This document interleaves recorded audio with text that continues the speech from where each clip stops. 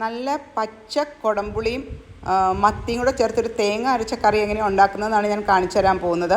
അപ്പോൾ ഞാനത് step by സ്റ്റെപ്പായി ഇതിനകത്ത് ഓരോന്ന് കാണിച്ചു തരുന്നുണ്ട്. അപ്പോൾ നിങ്ങൾ സ്റ്റെപ്പ് ബൈ സ്റ്റെപ്പായിട്ട് കണ്ട് ഇതൊന്ന് ഉണ്ടാക്കി നോക്കുക. നിങ്ങൾക്ക് ചോറിന് ഒഴിച്ചു കൂട്ടിയാൻ പറ്റിയ ഒരു കറിയാണ്.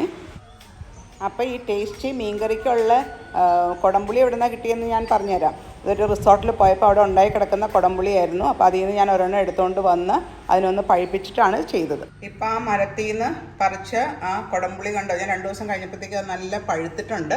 ഇതിൻ്റെ തൊണ്ട് വെച്ചിട്ട് നമ്മൾ സാറിന് എപ്പോഴും കുടംപുളിയായിട്ട് അത് ഇങ്ങനെ പുകച്ചാണ് യൂസ് ചെയ്യുന്നത്. പച്ച കുടംപുളി വെച്ചിട്ട് നല്ലൊരു മത്തിക്കറി എങ്ങനെ ഉണ്ടാക്കുന്നതെന്നാണ് കാണിക്കുന്നത്. അപ്പോൾ അതിന് ഒരു കുടംപുളി എടുത്തിട്ടുണ്ട്. ഒരു 1/2 കിലോ മത്തി, നല്ല മുട്ടയുണ്ട്, അതിൻ്റെ പലിഞ്ഞീനും ഉണ്ട്, അത് വൃത്തിയാക്കി എടുത്ത് വെച്ചിട്ടുണ്ട്. പിന്നെ നമുക്ക് അരയ്ക്കാനുള്ളത് തേങ്ങ 1 മുറി, Kashmiri chilli powder 1 table spoon, മഞ്ഞൾപ്പൊടി 1/2 ടീസ്പൂണ്, ഒരു കഷ്ണം ഇഞ്ചി, പിന്നെ ഒരു 10 അല്ലി വെളുത്തുള്ളി. ഇത്രയാണ് നമുക്കത് പേസ്റ്റായിട്ട് അരയ്ക്കാനുള്ളത്. പിന്നെ കടുക് വറക്കാനായിട്ട് കടുക്, ഉലുവ അതൊക്കെ വേണം. അത് ഞാൻ ചേർക്കുന്ന അനുസരിച്ച് പറഞ്ഞു തരാം. അപ്പോൾ നമുക്കൊരു കുടംപുളി മത്തിക്കറി ഉണ്ടാക്കി എടുക്കാം. ഇപ്പോൾ തേങ്ങയെല്ലാം ഞാൻ അരച്ച് കൊണ്ടുവന്നിട്ടുണ്ട്. അതൊരു ചട്ടിയിലിട്ടു. നമുക്ക് ചട്ടി ചൂടാക്കാം. അതിനകത്തോട്ട് നമുക്ക് ആവശ്യത്തിന് ഉപ്പിട്ട് കൊടുക്കാം. കുടംപുളി നല്ല നീളത്തിൽ തന്നെ, പച്ച കുടംപുളി കണ്ടോ, നല്ല നീളത്തിൽ അരിഞ്ഞ് നമുക്ക് അതിനകത്തോട്ട് ഇട്ട് കൊടുക്കാം. എന്നിട്ട് ഈ കുടംപുളി ഇതിനകത്ത് കിടന്നൊന്ന് വെന്ത് അതിൻ്റെ പുളിയൊക്കെ ഒന്ന് ഇറങ്ങി കഴിയുമ്പോൾ വേണം നമുക്ക് മത്തി ആഡ് ചെയ്യാനായിട്ട്.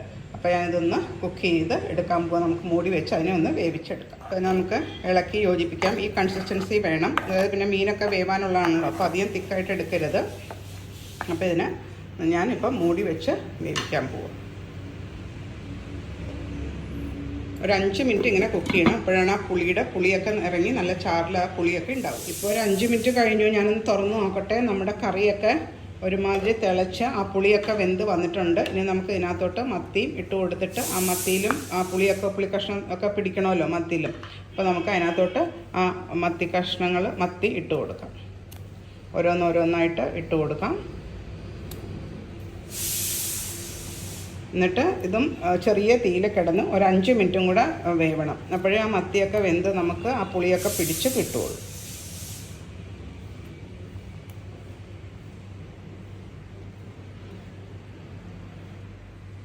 ഇപ്പോൾ ഒരു 5 മിനിറ്റ് കഴിഞ്ഞു. ആഹാ, നല്ല സ്മെല്ലുണ്ട് ഇവിടെ കുടംപുളിയുടെ. ആ മീനൊക്കെ ഇങ്ങനെ തിളച്ച് വെന്ത് വരുന്നുണ്ട്.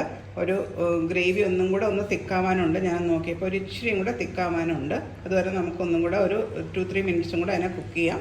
അത് കഴിഞ്ഞിട്ട് നമുക്ക് ഇതിനകത്തോട്ട് കടുക് വറുത്ത് താളിച്ചെടുക്കാം. അപ്പോൾ വെളിച്ചെണ്ണ നന്നായിട്ട് ചൂടായിട്ടുണ്ട്. അതിനകത്ത് നമുക്ക് കടുക് ഇട്ട് കൊടുക്കാം. അപ്പോൾ കടുക് ഇങ്ങനെ പടപടാ പൊട്ടുന്നുണ്ട്. അതിനകത്തോട്ട് നമുക്ക് ഉലുവ ഇട്ട് കൊടുക്കാം. അതിൻ്റെ കൂടെ തന്നെ നമുക്ക് ചെറിയ ഉള്ളി ചെറുതായിട്ട് അരിഞ്ഞത്. ഈ ചെറിയ ഉള്ളി നല്ല ബ്രൗൺ ആവുന്നവരെ ഫ്രൈ ചെയ്തെടുക്കണം. എന്നിട്ട് 2-3 മിനിറ്റും കൂടെ ആയിട്ട് വേണം നമുക്ക് മീനിനകത്തോട്ട് ചേർക്കാനായിട്ട്. ചുവന്നുള്ളി പതുക്കെ മൂത്ത് വരുന്നുണ്ട്, പക്ഷെ നല്ല ബ്രൗൺ ആവണം. അപ്പം എൻ്റെ ഈ റെസിപ്പീസൊക്കെ ഇഷ്ടമാകുന്നുണ്ടെങ്കിൽ എല്ലാവരും എൻ്റെ ചാനൽ സബ്സ്ക്രൈബ് ചെയ്യാൻ മറക്കരുത്. ആ നോട്ടിഫിക്കേഷൻ ബെല്ലും പ്രസ് ചെയ്തേക്കണം. അത് ചോറിന് പറ്റിയ നല്ല ഒഴിച്ചു കൂട്ടാൻ പറ്റുന്നൊരു കറിയാണ്. നമ്മുടെ ചുവന്നുള്ളിയൊക്കെ നല്ല ബ്രൗൺ ആയിട്ടുണ്ട്. ഇനി നമുക്ക് ഇതിനകത്തോട്ട് കുറച്ച് വറ്റൽമുളക്, കറിവേപ്പില, നല്ല സ്ലിറ്റ് ചെയ്ത പച്ചമുളക് ഇതെല്ലാം കൂടി ഇട്ടിട്ട് വേണം നമുക്ക് ആ മീൻകറിയുടെ മുകളിലോട്ടൊന്ന് ഒഴിച്ചു കൊടുക്കാനായിട്ട്. അപ്പോൾ നമ്മുടെ കടുക് വറുത്തതൊക്കെ റെഡി ആയിട്ടുണ്ട്. ഇനി ഞാൻ നേരെ ഇതിനെ എടുത്തിട്ട് ആ മീൻകറിക്കകത്തോട്ട് നല്ല ആ പച്ച കുടംപുളി മത്തിക്കറിയിലോട്ട് ഇട്ട് കൊടുക്കുകയാണ്. ഇനി എന്താ താമസം, നമുക്ക് ചോറുണ്ടാൽ മാത്രം മതി. അപ്പോൾ നിങ്ങൾ ഈ റെസിപ്പി എന്തായാലും ഒന്ന് ട്രൈ ചെയ്ത് നോക്കണേ. ഇപ്പം കുടംപുളി ഉള്ള സീസണാണ്, പച്ച കുടംപുളി.